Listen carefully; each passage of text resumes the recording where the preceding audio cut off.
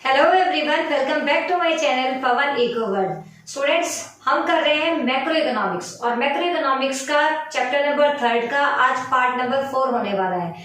अगर आपने इसके पहले 3 पार्ट नहीं देखे हैं तो सबसे पहले वो 3 पार्ट देखें। उसके प्लेलिस्ट में जाके आपको इजीली वहां पे मिल जाएंगे। मैक्रो इकोनॉमिक्स चैप्टर वाइज मैंने लगा रखी है उसमें।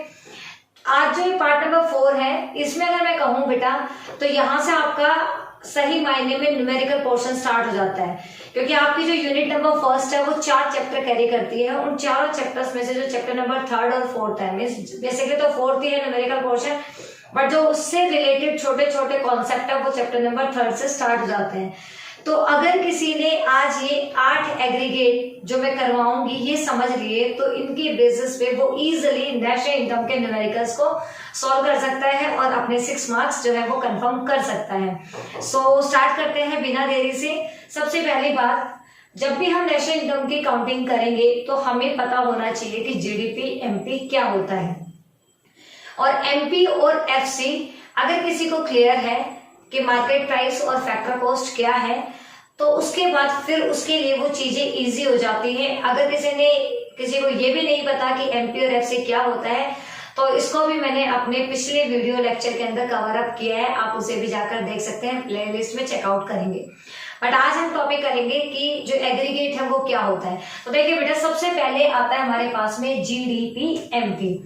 जीडीपी एमपी एक ऐसा एग्रीगेट है जो आपको मतलब एक तरीके से हर बार कोई भी अगर आपको मेथड लगाना है नेशनल इनकम का तो जीडीपी एमपी का पता होना बहुत ही नेसेसरी है। इसका मतलब होता है gross domestic product at market price. ये तो मान लो इसकी फुल फॉर्म होगी market value of the final goods. Market value of the final goods, और कौन सी फाइनल गुड्स? जो कि प्रोड्यूस की गई है with in the domestic territory. Means आपको याद रखना है कि market value of final goods जो कि एक डोमेस्टिक टेरिटरी के अंदर प्रोड्यूस की गई है, हम उसे बोलते हैं जीडीपी एमपी। अब चलो भाई, हमें पता चल गया है कि जीडीपी एमपी क्या होता है। जीडीपी एमपी वो सारी गुड्स एंड सर्विसेज होती हैं जो एक with in the domestic territory हमने प्रोड्यूस की है। फॉर एग्जाम्पल इंडिया की बाउंड्री के अंदर जो हमने प्रोड्यूस करी है वो जीडीपी एमपी है। सॉरी। तो सेकेंड जो हमारा हो जाता है that is called NDP MP. अब जीडीपी एमपी पता होने के बाद में हम जो नेक्स्ट कॉन्सेप्ट लेते हैं या नेक्स्ट एग्रीगेट लेते हैं वो होता है NDP MP, net domestic product at market price. अब देखिए, हमें जी से एन की तरफ आना है। अगर आपको जी से एन की तरफ जाना है तो आपको माइंड में ये क्लियर कट रखना पड़ेगा कि ग्रोस इंक्लूड करके चलता है डेप्रिसिएशन को और नेट माइनस कर देता है डेप्रिसिएशन को। तो जब हम यहाँ पे थे तो इसके अंदर ऑलरेडी डेप्रिसिएशन इंक्लूड था, जो कि फिक्स कैपिटल जो कंजप्शन होती है उसको हम बोलते हैं। जब हमारी मशीन की, हमारी एसेट्स की value normal wear and tear की वजह से, टेक्नोलॉजी की वजह से या टाइम पीरियड के साथ में पुराने हो जाने की वजह से उनकी वैल्यू डाउन चली जाती है, मुझे डेप्रिसिएशन बोलते हैं। तो बेसिकली इसमें डेप्रिसिएशन इंक्लूड था। तो NDP MP net domestic product at market price. अगर हमें एनडीपी एमपी निकालना है तो जीडीपी एमपी में से हमें डेप्रिसिएशन को क्या करना पड़ेगा? माइनस करना पड़ेगा। सिंपल। हमें अब 2 एग्रीगेट समझ आ गए कि जीडीपी एमपी भाई क्या होता है और एनडीपी एमपी क्या होता है। तो इसको मैं एक छोटे से मतलब और अच्छे से क्लियर करूं तो अगर मान लो आपके पास में आपकी पॉकेट में 100 रुपए है, वो 100 रुपए टोटल तो आपके पास क्या है? आपकी जीडीपी है। अब उस 100 रुपए में से आपको 10 रुपए किसी को देने हैं, 20 रुपए आपको सामान खरीदना है, तो कुल मिलाकर 30 रुपए तो आपके जाने, आपके पास नेट तो नहीं बचेगा ना। तो जब आप वो 30 रुपीज 100 में से माइनस कर देंगे, 70 रुपीज आपके पास नेट बचता है। ऐसे एक हाउस होल्ड की जो सैलरी होती है वो टोटल उसकी ग्रोस होती है, उसमें से जितने भी उसके एक्सपेंसेस माइनस करके जो उसके पास बचेगा दैट इज कॉल्ड नेट। यहाँ पे भी सेम ऐसे बता रखा है कि ये एक देश की बाउंड्री के अंदर जितना भी टोटल प्रोडक्शन हुआ जीडीपी एमपी, इसमें से माइनस कर दिया आपने डेप्रिसिएशन तो आगे एनडीपी एमपी। तो यहाँ से बेटा हमारे पास 2 हमारे जो एग्रीगेट है वो क्लियर हो जाते हैं। चलते हैं थर्ड एग्रीगेट की तरफ, दैट इज ग्रोस मतलब जीएनपी एमपी, जिसे हम कह सकते हैं कि gross national product at market price. अब इसको निकालने के लिए हमें जीडीपी एमपी का, तो देखो जीडीपी एमपी सबसे मेन एग्रीगेट है। अगर ये निकालेंगे तो भी जीडीपी की जरूरत है, ये निकालेंगे तो भी जीडीपी की, ये भी, मतलब कुल मिलाकर हमें ये सारे एग्रीगेट निकालने के लिए जीडीपी एमपी की जरूरत तो पड़ेगी। अब अगर हमने जीएनपी एमपी निकालना है तो GDP MP plus net factor income from abroad. GDP MP अभी हमने क्या कही थी, एक देश की बाउंड्री के अंदर जितना भी टोटल प्रोडक्शन है वो क्या होता है, जीडीपी एमपी है। अगर हमें जीएनपी एमपी में जाना है तो net factor income from abroad को इसमें क्या कर दिया जाएगा, प्लस कर दिया जाएगा। Net factor income from abroad मतलब विदेशों से आने वाली हमारे जितने भी इनकम है वो सारी। अगले एग्रीगेट पर अगर हम चले तो एनएनपी एमपी, इसमें से हमें अगर इस पे जाना है तो जीएनपी एमपी में से डेप्रिसिएशन को क्या करना पड़ेगा, माइनस करना पड़ेगा। हमारे 4 जो एग्रीगेट होते हैं वो होते हैं एमपी के, और नीचे वाले जो 4 एग्रीगेट होते हैं वो होते हैं फैक्टर कॉस्ट पे।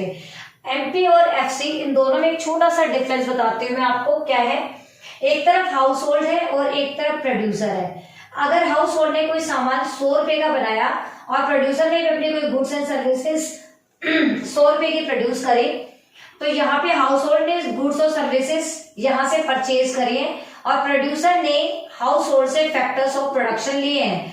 तो ऐसी कंडीशन में बेटा कोई भी एमपी और एफसी नहीं होता, दोनों ही MP is equal to FC ही होता है, मतलब सेम ही बात होती है। अगर 2 सेक्टर इकोनॉमी है तो एफसी और एमपी का कोई सीन नहीं है। बट जब हमारे पास आ जाए इसी में गवर्नमेंट सेक्टर, तो ये क्या करता है, सब्सिडीज भी हमें देता है और टैक्सेस भी हमसे लेता है। तो जब यहाँ पे एफसी और एमपी क्या हो जाता है, अलग अलग हो जाता है। एफसी वो होता है जो फैक्टर्स को बनाने में प्रोड्यूस आए, हमारे जो कॉस्ट लगी, और एमपी होता है जो फैक्टर कॉस्ट थी उसमें कुछ एनआईटी को हम क्या कर देंगे, मतलब जितने भी इनडायरेक्ट टैक्सेस वगैरह थे वो सारी चीजें उस पर इम्पोज हो जाती है, जिसकी वजह से वो एमपी बन जाती है।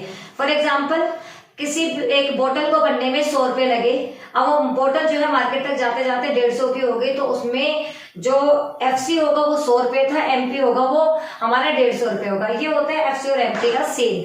अब चलते हैं फिफ्थ एग्रीगेट की तरफ, that is called GDP FC. GDP FC क्या होता है, जीडीपी एफसी निकालने के लिए हमें बेटा जीडीपी एमपी में से इनडायरेक्ट टैक्सेस को माइनस करना पड़ेगा और सब्सिडीज को क्या करना पड़ेगा, प्लस करना पड़ेगा।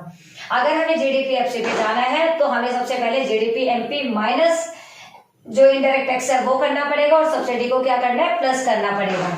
अगला हमारे पास आ जाता है एनडीपी एफसी। अब आपको याद रखना है कि ये एनडीपी एफसी डोमेस्टिक इनकम होता है, means net domestic product eight factor cost को ही हम डोमेस्टिक इनकम बोलते हैं। अब डोमेस्टिक इनकम क्या होगी, जीडीपी एफसी माइनस डेप्रिसिएशन। उसके बाद में जीएनपी एफसी पे जाएंगे तो जीडीपी एफसी में प्लस कर देंगे एनएफआई, जो कि हमने बताया था विदेशों से आने वाले शुद्ध आय, जो एक तरीके से अगर जीएनपी एफसी में निकालना है तो एनएफआई प्लस करना पड़ेगा। और फाइनली हमारे पास आ जाता है net national product eight factor cost, जिसे हम नेशनल इनकम बोलते हैं। इसमें हमें जीएनपी एफसी माइनस डेप्रिसिएशन करना पड़ेगा। तो ये थे हमारे 8 एग्रीगेट, जिसमें आपको याद रखना है एनडीपी एफसी, इसको ही हम बोलते हैं डोमेस्टिक इनकम। एनएनपीएफसी, इसको ही हम बोलते हैं नेशनल इनकम।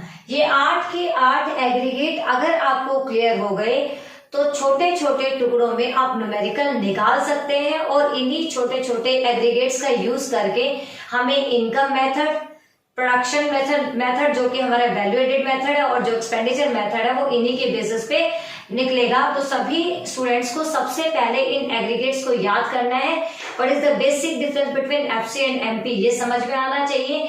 जी से मतलब ग्रोथ से नेट पे जाने के लिए हमें डेप्रिसिएशन को माइनस करना है, नेट से ग्रोथ पे आने के लिए डेप्रिसिएशन को प्लस करना है। एनएफआई का क्या ट्रीटमेंट होगा, एनआईटी का क्या रोल है, सब्सिडी क्या होता है। अगर ये सारी चीजें आपको आ गई तो आप बहुत अच्छे से आपका जो यूनिट नंबर फर्स्ट से जो न्यूमेरिकल आने वाला है 6 मार्क्स का, वो आप अच्छे से कर लेंगे, क्योंकि यूनिट नंबर फर्स्ट आपकी एग्जाम के पॉइंट ऑफ व्यू से बेटा बहुत इंपॉर्टेंट है, क्योंकि ये बेसिकली 12 मार्क्स कैरी करती है। अब 12 मार्क्स में तो 6 मार्क्स आपका सीधा न्यूमेरिकल है, जो कि इसी कॉन्सेप्ट से लेकर आगे की तरफ चलेगा, जिससे आप नेशनल इनकम के न्यूमेरिकल्स को निकाल सकेंगे। अब हम मिलेंगे चैप्टर नंबर 4 के जो पहला कॉन्सेप्ट है, जो वैल्यू एडेड मेथड है, उस मेथड के साथ। तब तक के लिए बाय बाय, टेक केयर।